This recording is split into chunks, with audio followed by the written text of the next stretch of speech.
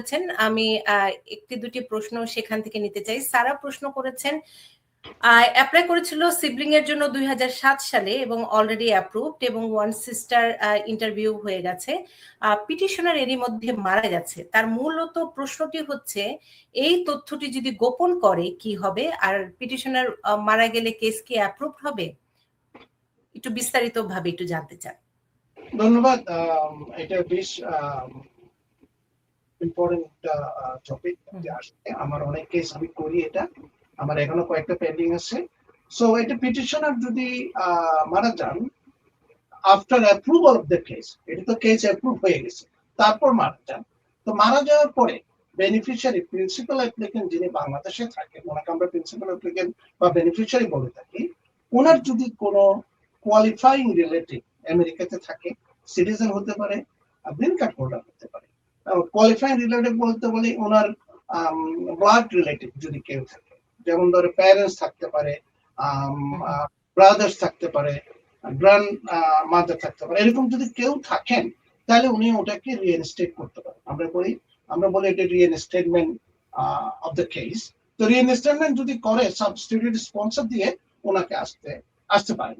এখন উনি যদি গোপন করেন, গোপন তো করলে ওনাকে ইন্টারভিউতে তখন জিজ্ঞেস করবে, কারেন্ট ফাইন্যান্সিয়াল আপডেট চেয়ে বসবে, তো ফাইন্যান্সিয়াল আপডেট উনি দিতে পারবে না। যদি গোপন করে ইনকে যদি উনি ভিসা অফিসার যদি ফাইন্ড আউট করতে পারে, বা অবভিয়াসলি তারা পারে, তখন এটা লাইফ টাইমের জন্য উনি আর আসতে পারবে না, বার হয়ে যাবে। সো বেটার আমি মনে করি ওনাকে কোনো একটা অভিজ্ঞ অ্যাটর্নির সাথে যোগাযোগ করে দেখেন ওনার কোনো কোয়ালিফাইং রিলেটিভ আছেন কিনা আমেরিকাতে, যিনি ওনার সাব হতে পারেন, substitute sponsor of the petitioner আমরা যেটা বলি। এটাকে রিইনস্টেটমেন্ট করার একটা অপশন আছে লিগালি, যদি থাকে তো go through the legal process instead of hide করা মানে আপনি আনলফুল একটা ওয়েতে যাচ্ছেন, এটা আমরা কখনো এটা অ্যাডভাইস করি না। সেটাই, তথ্য গোপন করলে তার পরিণতি আরো অনেক সময় ভয়াবহ পরিণতি তৈরি হয়, আর সে রিস্ক কেন নেবেন? সুমন হোসেন তিনি প্রশ্ন করেছেন, ইউএস সিটিজেনদের বাচ্চাদের কি স্পন্সর দিতে হয়, নাকি তাদেরকে এম্বাসিতে পাসপোর্টের জন্য অ্যাপ্লাই করতে হবে? ওয়েল, প্রশ্নটা একটু ভেগ। স্পন্সর দিতে হয় কিনা, এটা যদি বাচ্চাদের জন্য অ্যাপ্লাই করে স্পন্সরশিপ লাগে না, এটা ওয়েব হয়। আর এমবেসিতে পাসপোর্টের জন্য অ্যাপ্লাই করলে হবে, এটা ডিফারেন্ট। টু কোয়েশ্চেন এখানে। পাসপোর্টের জন্য অ্যাপ্লাই করলে হবে, সিটিজেনের বাচ্চা যদি বাংলাদেশে বর্ন হয়, একজন যদি সিটিজেন থাকে তাহলে পাসপোর্ট বাংলাদেশে করতে পারবে এমবেসিতে। এখানে দুটো প্রশ্ন। তার মানে কি দিতে হয় কি অনেক সময়, না অটোমেটিক্যালি হয়ে যায়?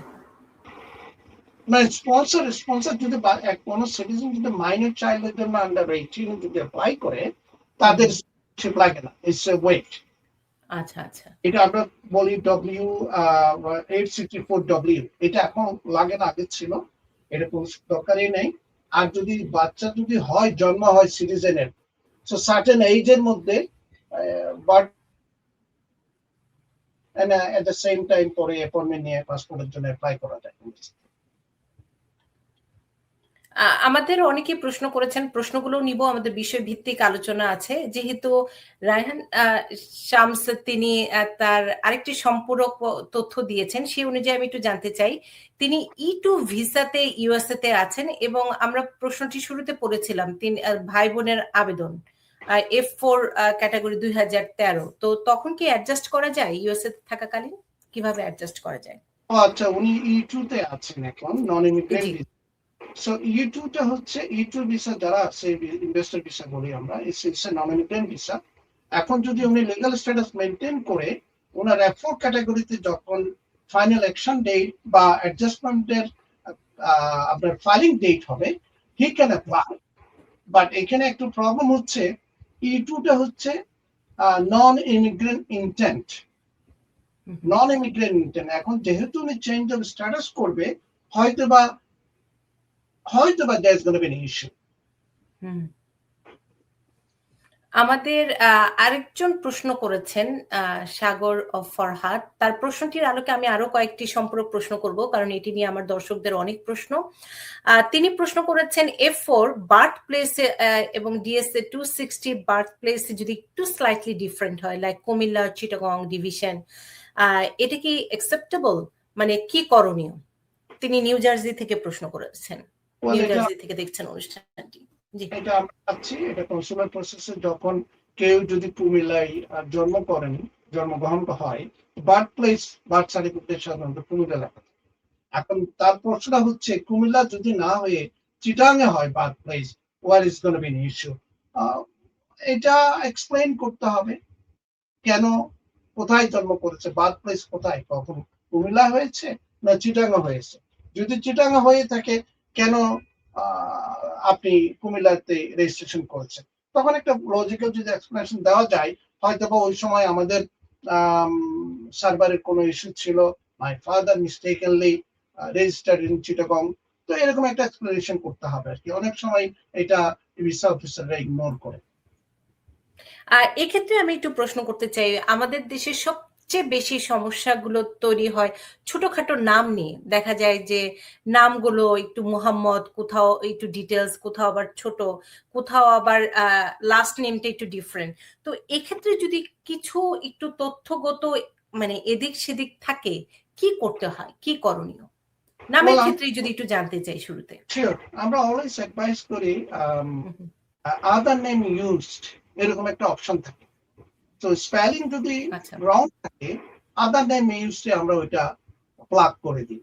তখন ইয়েস আমি এই নামও ইউজ করেছি, এই মিস্টেকেনলি আমার এই নামও, যেমন ধরেন অনেকে লেখেন এমডি, আবার অনেকে লেখেন মোহাম্মদ। তো ওখানে ভিসা অফিসাররা ওটা বুঝে, অনেক সময় আমরা এক্সপ্লেইন করি। এখন নামের যদি স্পেলিং এর জায়গায় হয়, দ্যাটস আন্ডারস্ট্যান্ডেবল, এটা অনেক সময় হয়।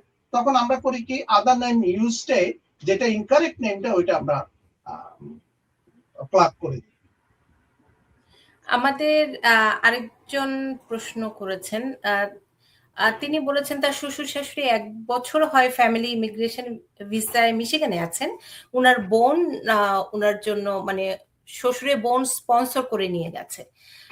উনার প্রশ্ন হচ্ছে ইউএস সিটিজেন 40 কতদিন লাগতে পারে, এবং ওনার প্রশ্ন 40 বছর যাবত আছেন, মানে যিনি আবেদন করে নিয়ে গেছেন তার কথাও হয়তো তিনি বুঝাচ্ছেন, এবং তার প্রশ্ন হচ্ছে কত বছর লাগবে উনাদের সিটিজেনশিপ পেতে, এবং তার স্ত্রীকে কি এই অবস্থায় উনারা ফ্যামিলি ইমিগ্রেশন ভিসায় নিয়ে যেতে পারবেন কিনা। আর সোজা কথা, বাবা মা আসছেন, তার মেয়েকে কি নিয়ে আসতে পারবেন কিনা, এবং বাবা মা যেহেতু 1 বছর হয়, কতদিন গ্রিন কার্ডে এসেছেন, কতদিন আর লাগতে পারে সিটিজেনশিপ? আমি হয়তো বুঝতে পেরেছি, উনি আপনার শাশুড়ি গ্রিন কার্ড নিয়ে আসছেন, উনি চাচ্ছেন ওনার স্ত্রীর জন্য কখন উনি অ্যাপ্লাই করতে পারেন। তো এই প্রশ্নটা হচ্ছে, ওনার শাশুড়ি যদি গ্রিন কার্ড নিয়ে থাকা অবস্থায় ম্যারিড চাইল্ডের জন্য অ্যাপ্লাই করতে পারবেন না, ওনাকে সিটিজেন হতে হবে। সো অ্যানাদার 4 ইয়ার্স, 1 বছর যদি হয় 4 বছর, এবং সিটিজেন যদি হয় তারপর উনি ম্যারিড ছেলে মেয়েদের জন্য অ্যাপ্লাই করতে পারে। কারণ গ্রিন কার্ড হোল্ডাররা ম্যারিড চাইল্ডের জন্য, চিলড্রেনের জন্য অ্যাপ্লাই করতে পারে না, সিটিজেন হতে হবে।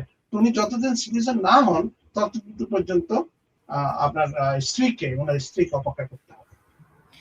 এক্ষেত্রে যদি আমি আরেকটা সম্পূরক প্রশ্ন জুড়ে দিতে চাই তার সাথে জুড়ে দিয়ে, যখন এই ফ্যামিলি ইমিগ্রেশন ভিসায় আসলো, কত বছর পর সাধারণত সিটিজেনশিপের জন্য আবেদন করেন? যদিও আমরা প্রশ্নগুলোর উত্তর অনেক দেই, কিন্তু উনি যেহেতু জানতে চেয়েছেন, আবার একটু তথ্যটি দর্শকদের জানাতে চাই। নিয়ে আসবেন, যেখানে এখানে এন্টার করবেন গ্রিন কার্ড নিয়ে, সেদিন থেকে ওনাকে বলা হয় অ্যাডমিটেড পার্মানেন্টলি বা লিগালি। ওদিন থেকে 5 ইয়ার্স ওনাকে এখানে থাকতে হবে লিগালি, 5 ইয়ার্স। এবং যেখানে যে স্টেট থেকে বা যে ডিস্ট্রিক্ট থেকে অ্যাপ্লাই করবে, ওখানে অ্যাটলিস্ট 3 মাস থাকতে হবে, 90 দিন থাকার পরে এই 5 ইয়ার্স এর মধ্যে 913 দিন, 913 ডেজ ওনার ফিজিক্যাল প্রেজেন্স লাগবে আমেরিকাতে, প্রোভাইডেড কোনো সময় 180 দিনের উপরে উনি আমেরিকার বাইরে থাকতে পারবেন না। তো তাইলে কি হলো, 5 ইয়ার্স যেদিন আমেরিকা গ্রিন কার্ড নিয়ে আসবেন, 5 ইয়ার্স এর মধ্যে থাকতে হবে। 5 ইয়ার্স এর মধ্যে 913 দিন ওনাকে ফিজিক্যালি প্রেজেন্স থাকতে হবে আমেরিকার ভিতরে, এবং 180 দিনের উপরে আমেরিকার বাইরে থাকতে পারবেন না। তো this is the total regulation সিটিজেনশিপের জন্য। নর্মাল যারা 5 ইয়ার্স এর রুলে পড়ে, যারা নর্মাল ইয়েতে আসেন, not the spouse visa. Spouse এটা 3 বছর। আমরা আরেকটি প্রশ্ন নিয়ে তারপরে বিষয় ভিত্তিক আলোচনায় যাব। প্রশ্ন করেছেন তার স্বামী 2021 সালে আবেদন করেছে তার মেয়ের জন্য, এবং তার জন্য 2024 সালে ভিসা ফি জমা দিয়েছেন অক্টোবর মাসে। আর কতদিন সময় লাগতে পারে? ওয়েল, এখানে একটা প্রশ্ন, ওনার প্রশ্নটা আমি বুঝতে পেরেছি, বাট উনি বলেন না ওনার স্বামী কি গ্রিন কার্ড সিটিজেন। তো ওনার বাচ্চা আছে বলতে চাচ্ছে, তাহলে নিশ্চয় আমার মনে হয় উনি গ্রিন কার্ড একসাথে একটা অ্যাপ্লিকেশনে করেছেন। যদি সিটিজেন হতো তাহলে দুইটা অ্যাপ্লিকেশন করা লাগতো। তো আমার মনে হয় 24 সালে যদি ভিসা ফি জমা দিয়ে থাকেন 25, এই বছরে ওনার হওয়ার কথা আমার ইয়ে অনুযায়ী।